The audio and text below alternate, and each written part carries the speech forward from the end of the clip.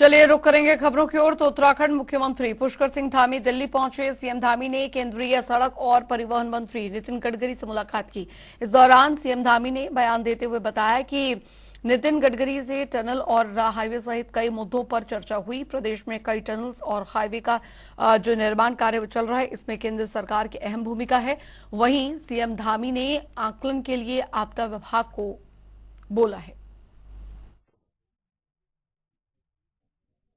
इस बार मैंने सड़क परिवहन मंत्री आदरणीय नितिन गडकरी जी से समय लिया है और जो हमारे यहाँ पर नेशनल हाईवे के काम चल रहे हैं और रोपवे और टनल के कुछ काम प्रस्तावित हैं, बहुत सारे सेंट्रल जो रिजर्व रोड्स का काम है उसके संबंध में उनसे अनुरोध करना है कि जल्दी उनको स्वीकृति मिल जाए। तो पूरा प्रस्ताव पहले से हमने दिया हुआ है, कुछ प्रस्ताव नए दे रहे हैं, तो उसी संबंध में भेंट करनी है। और बाकी हमारी जो नियमित रूप से होने वाली बैठकें हैं संगठन की और सांसद गणों के साथ, उन बैठकों में भी प्रतिभाग करेंगे।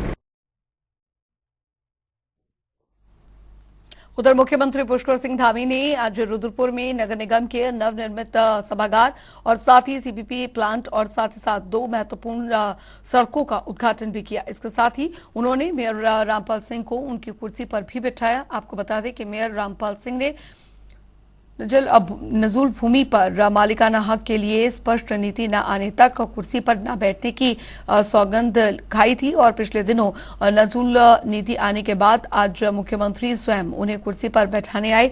इस बीच रामपाल सिंह भावुक हो गए और उनके आंखों से निकलते आंसुओं को खुद मुख्यमंत्री ने पोंछा।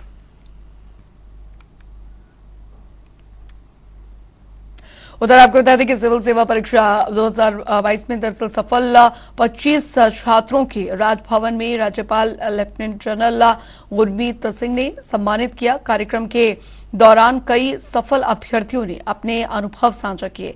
वहीं आपको बता दें कि राज्यपाल गुरमीत सिंह ने कहा कि ये उत्तराखंड के लिए गर्व का विषय है कि यहाँ की 25 अभ्यर्थियों ने सिविल सेवा में अपना स्थान बनाया है। इसके साथ ही राज्यपाल ने यह भी कहा कि आगामी सालों में उत्तराखंड का परचम पूरे भारतवर्ष में होना चाहिए, जिसके लिए कम से कम सफल अभ्यर्थियों की संख्या 108 के ऊपर हो और खास तौर पर उत्तराखंड की बेटियां जो कि सभी दिशाओं में उत्तराखंड के गौरवान्वित कर रही हैं।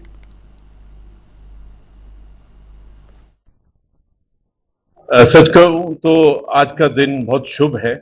आई फील वेरी प्राउड कि हमारे 25 हमारे बेटे बेटियां ऐसी हैं जिन्होंने यूपीएससी के एग्जाम में सक्सेस हासिल की है।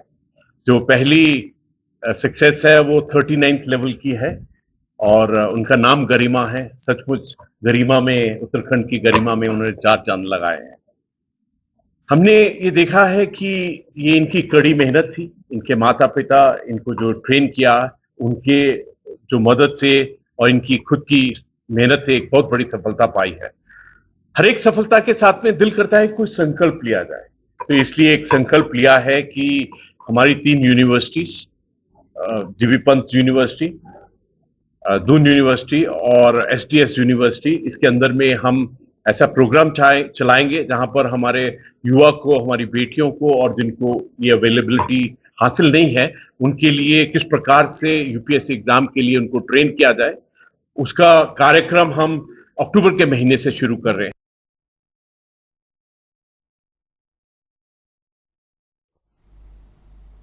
उधर आपको बता दें कि देहरादून में कांग्रेस ने विचार गोष्ठी का आयोजन किया, जिसमें कि आपको बता दें कि सामयिक, सामाजिक और साथ ही राजनीतिक परिदृश्य में उत्तराखंड कांग्रेस की भूमिका पर कांग्रेस के प्रबुद्ध लोग और समाज के कुछ बुद्धिजीवी वर्ग के साथ कांग्रेस के नेताओं ने चर्चा की। आपको बता दें कि इस विचार गोष्ठी के आयोजन में प्रदेश अध्यक्ष करण मेहरा और साथ ही साथ पूर्व मुख्यमंत्री हरीश रावत, पूर्व प्रदेश अध्यक्ष गणेश गोदियाल समेत कई वरिष्ठ नेताओं ने शिरकत की।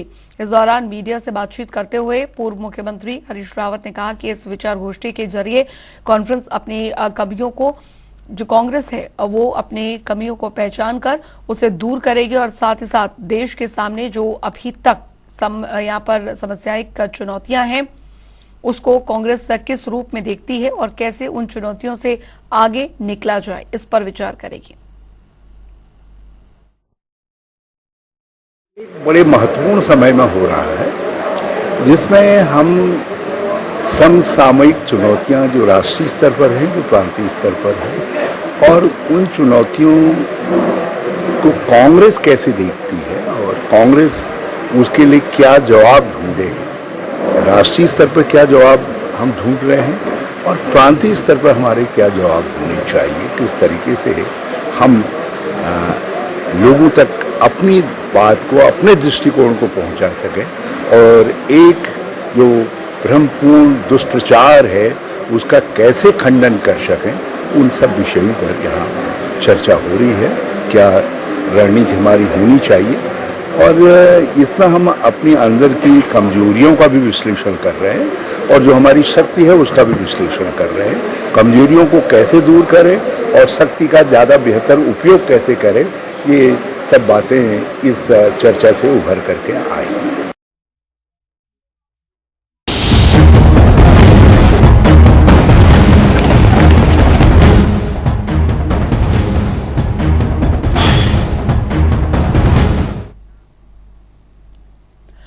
बढ़ेंगे आगे तो मुख्यमंत्री पुष्कर सिंह धामी ने कैबिनेट मंत्रियों को आपदा प्रभावित क्षेत्रों का दौरा करने के निर्देश के अनुपालन में कैबिनेट मंत्री सौरभ बहुगुणा ने दरअसल बागेश्वर पहुंचे, जहां पर कैबिनेट मंत्री ने विकास भवन सभागार में आयोजित आपदा प्रबंधन की बैठक में हिस्सा लिया। कैबिनेट मंत्री सौरभ बहुगुणा ने कहा कि बागेश्वर जिले में आपदा ग्रस्त कपकोट स्थित जो स्थिति है वो सामान्य है, खराब नहीं है। प्रशासन से लेकर स्थानीय जनप्रतिनिधि लगातार अपनी सेवाएं दे रहे हैं। जहां पर सड़कें बंद हो रही हैं उन्हें लगातार खोलने की प्रक्रिया जारी है।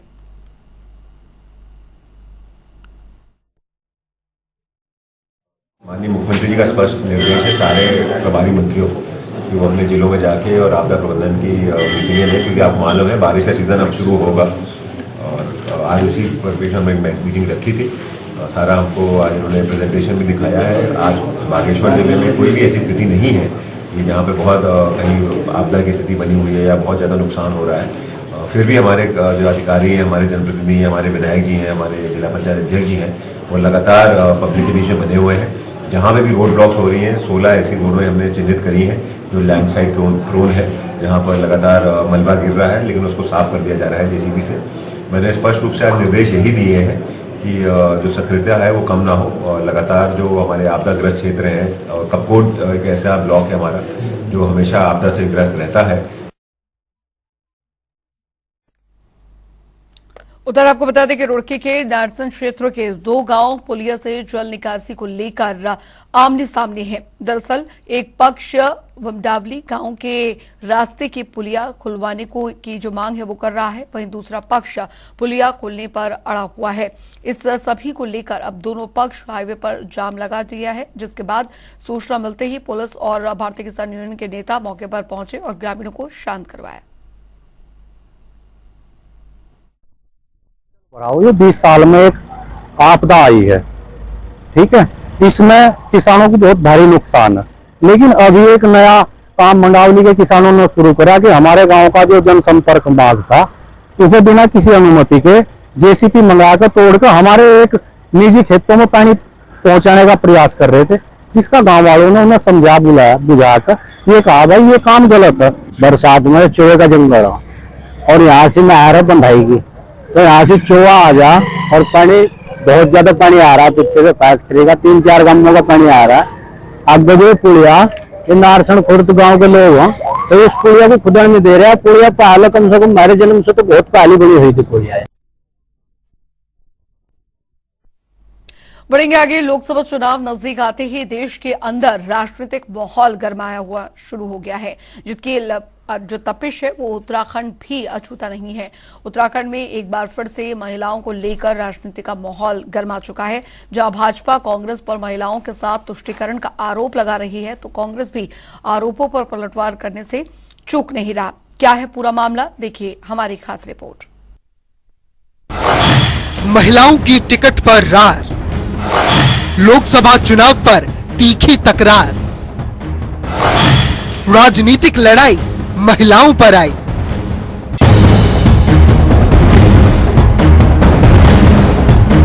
चुनावों में अपनी जीत का परचम लहराने के लिए महिलाओं का दामन थामने वाली सभी राजनीतिक पार्टियां महिलाओं को ही चुनावी टिकट देने में कंजूसी करती आ रही है।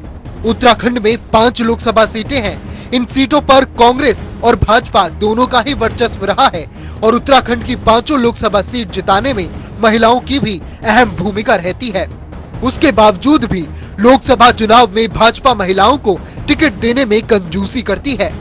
भारतीय जनता पार्टी ने टिहरी लोकसभा सीट पर 2012 के उपचुनाव के लिए पहली बार माला राज्य लक्ष्मी शाह पर भरोसा जताया था और उपचुनाव जीतकर टिहरी की सांसद तो बनी ही, साथ ही उत्तराखंड की पहली सांसद का खिताब भी अपने नाम दर्ज करा लिया। फिर लक्ष्मी शाह ने 2014 और 2019 के लोकसभा चुनाव में विजय का बिगुल बजाया, लगातार तीसरी बार सांसद बनी। उत्तराखंड की स्थापना के बाद अब तक कांग्रेस ने किसी भी महिला पर भरोसा नहीं जताया है। कांग्रेस ने हमेशा 5 लोकसभा सीट पर अपना प्रत्याशी एक पुरुष को ही बनाया है। महिलाओं के सम्मान को लेकर भारतीय जनता पार्टी ने कांग्रेस पर तंज कसते हुए कहा कि कांग्रेस महिलाओं के साथ तुष्टीकरण करती है। भारतीय जनता पार्टी की वरिष्ठ नेत्री आकांक्षा ठाकुर ने कहा, जो पार्टी लोकसभा सीट पर एक महिला को टिकट नहीं दे सकती तो वो कांग्रेस पार्टी महिलाओं का क्या सम्मान करेगी। प्रियंका गांधी का डायलॉग लड़की हूँ लड़ सकती हूँ हवा हवाई साबित हुआ। मैं कहना चाहती हूँ 1998 से जो क्या कहते हैं नारायण दत्त तिवारी जी थे, आप ये देखिए कि तब से लेके आज तक किसी भी कांग्रेस नेत्री को उन्होंने लोकसभा का टिकट नहीं दिया है। यहाँ की हमारी भाजपा नेत्रियों ने हमेशा बीजेपी एक मान सम्मान की बात करती है और हमेशा महिलाओं को आगे बढ़ाने की बात करती है और बीजेपी ने इस बार बोला था कि महिलाओं को कम से कम 5 से 10% विधायकी के टिकट मिलेंगे, तो ऐसा ही हुआ, विधायकी के भी टिकट मिले। कांग्रेस की पूर्व मेयर मीना शर्मा ने कहा कि कांग्रेस ने हमेशा महिलाओं का सम्मान किया है। लोकसभा चुनाव में अगर कोई महिला दावेदारी करेगी उसका पार्टी सम्मान करेगी और महिला के नाम पर विचार करेगी। इस बार प्रयास रहेगा कि कांग्रेस पार्टी ज्यादा से ज्यादा लोकसभा सीट जीत कर आए।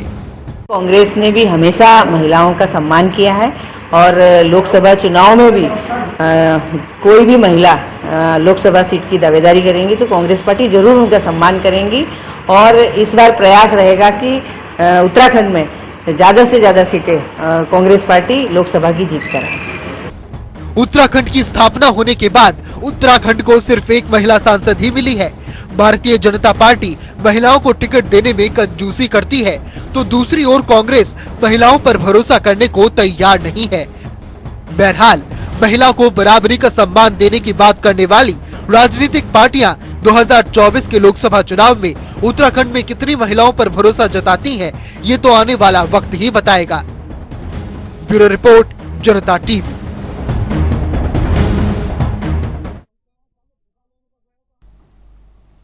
उधर उत्तराखंड में क्रांति दल ने प्रेस कॉन्फ्रेंस की जिसमें उनके केंद्रीय मीडिया प्रभारी शिव प्रसाद सेमवाल ने बताया कि उनके केंद्रीय पदाधिकारियों और कुछ कार्यकर्ताओं ने प्रेस कॉन्फ्रेंस की थी जिसमें उन्होंने आने वाले 2024 के चुनाव को लेकर कांग्रेस पार्टी को समर्थन देने की बात की गई थी, जिसका वो खंडन करते हैं। पार्टी की ओर से के साथ ही उन्होंने बताया कि उत्तराखंड क्रांति दल किसी भी पार्टी को समर्थन नहीं दे रही है और उनके जो अध्यक्ष पद को लेकर आंतरिक चुनाव यहां पर होने वाले हैं वे अपने समय पर होंगे, जो कि जुलाई महीने की आखिरी तारीख में है और इसको लेकर कोई फेरबदल नहीं किया जाएगा। हमने आज ये जो प्रेस वार्ता की है ये अपने 80% से अधिक जिलाध्यक्षों और केंद्रीय पदाधिकारियों के बिहाफ पे की है, उनकी ओर से की है। और इसका जो मूल जो उद्देश्य है वो ये है कि हमारे कुछ शीर्ष पदाधिकारियों ने कुछ दिन पहले अखबार में ये बयान दिया है कि हम लोग आने वाले लोकसभा चुनाव में कांग्रेस को अपना समर्थन देंगे। उसका हम सभी 80% से अधिक जिलाध्यक्ष, केंद्रीय पदाधिकारी और तमाम डेलीगेट्स पुरजोर तरीके से खंडन करते हैं। उत्तराखंड क्रांति दल किसी को समर्थन नहीं देने वाला है। उधर उत्तरकाशी में देर रात दरअसल चौड़ा खुर्द में बादल फटने से नगर पंचायत पुरोला में भवनों, वाहनों, सड़कों को भारी नुकसान पहुंचा है। भारी बारिश के कारण बटकोट तहसील के अंतर्गत गगनानी में भूस्खलन का मलबा आने के कारण टूरिस्ट कॉटेज क्षतिग्रस्त हुए हैं और साथ ही साथ कस्तूरबा गांधी बालिका आवासीय विद्यालय के परिसर में भी मलबा घुसा है। इसके साथ ही पुरोला के चौड़ाखट में भी बादल फटने के कारण भूस्खलन हुआ है। भारी बारिश के भूमि कटाव हुआ है, कुछ घरों और दुकानों में मलबा घुस गया है और साथ ही सूचना मिलते ही मौके पर पहुंचे प्रशासनिक टीम और साथ ही साथ एसडीआरएफ के कर्मियों ने प्रभावित लोगों को सुरक्षित स्थानों पर पहुंचाया। वहीं आईजी गढ़वाल ने बताया कि मौसम विभाग की चेतावनी के बाद पुलिस प्रशासन को अलर्ट मोड पर रखा गया है।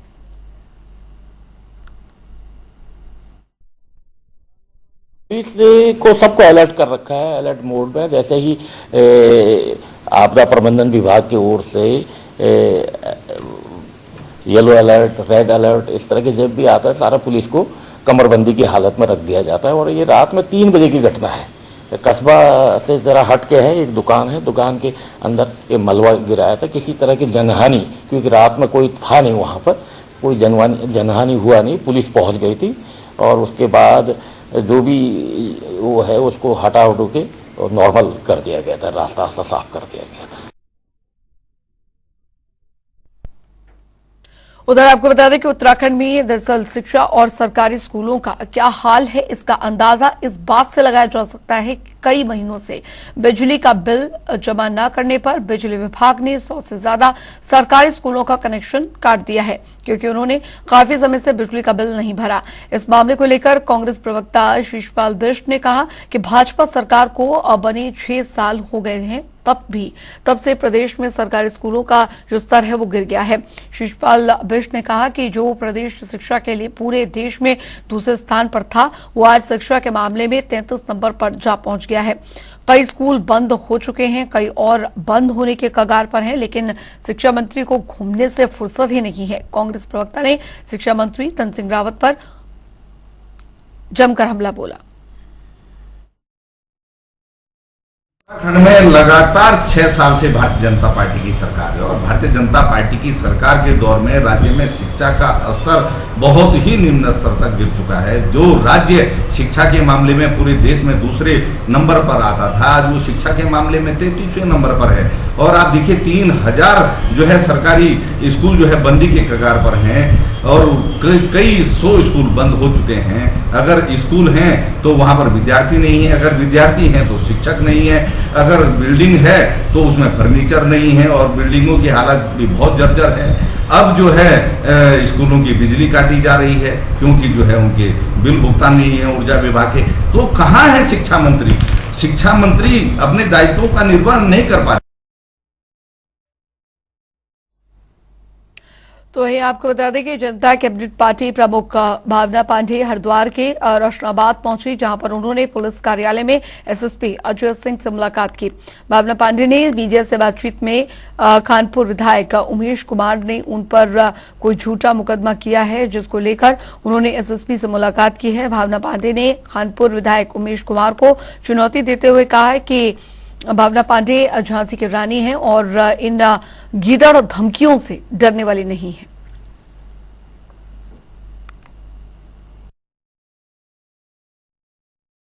एक तो मैं एसएसपी साहब से मुलाकात इसलिए की, कल रात को मेरी बात हुई। जैसे मुझे पता चला, एक अखबार के सीनियर जर्नलिस्ट ने मुझे फोन किया कि बेंगलोर थाने में आपके खिलाफ मुकदमा दर्ज हुआ। तो कुछ षड्यंत्रकारी उमेश कुमार जो पिछले कई दिनों से जब तक मैं क्षेत्र में आई कुछ न कुछ षड्यंत्र कर रहा है। कभी मेरी वीडियो वायरल करता है, कभी प्लेन पहाड़ की राजनीति करना चाहता है, मुझे बदनाम करना चाहता है। और अभी जब मैंने देखा कि एक रेस्टोरेंट में उसने जानबूझकर झूठा मुकदमा, मतलब जानबूझकर झगड़ा कराया और मेरे को ये कह दिया कि भाई मैंने रोटी के पैसे नहीं दिए। अरे शर्म करो उमेश कुमार, इतना नीच मत गिर। और उसके बाद जाके कल इसने धोखे में जाके बेंगलोर थाने में इंस्पेक्टर को फोन करके मैनेज करके मेरे खिलाफ एक तरफा मुकदमा दर्ज कराया। तो रात को मेरी जब एसएसपी साहब से रात को बात हुई, उन्होंने कहा कोई नहीं, आप ऑफिस में आइए, बताइए अपना, मेरी नॉलेज में नहीं है। उधर आपको बता दें कि देहरादून में मानसून के बीच दरअसल डेंगू के मामले लगातार बढ़ते जा रहे हैं। शुक्रवार को डेंगू के 5 नए मामले मिलने के बाद अब डेंगू मरीजों की संख्या बढ़कर 72 हो गई है। डेंगू के बढ़ते मामलों को लेकर अब नगर निगम के वरिष्ठ नगर स्वास्थ्य अधिकारी डॉक्टर अविनाश खन्ना का कहना है कि नगर निगम और स्वास्थ्य विभाग की टीम संयुक्त रूप से प्रभावित क्षेत्रों में डेंगू लार्वा नष्ट करने और फॉगिंग लार्वा साइट का छिड़काव का अभियान चला रही है। उन्होंने कहा कि अभी हाल ही में पटेल नगर स्थित एक मॉल में डेंगू लार्वा पाया गया था। चलिए इसी के साथ इस बुलेटिन में अभी के लिए फिलहाल इतना ही। वक्त एक छोटे से ब्रेक का।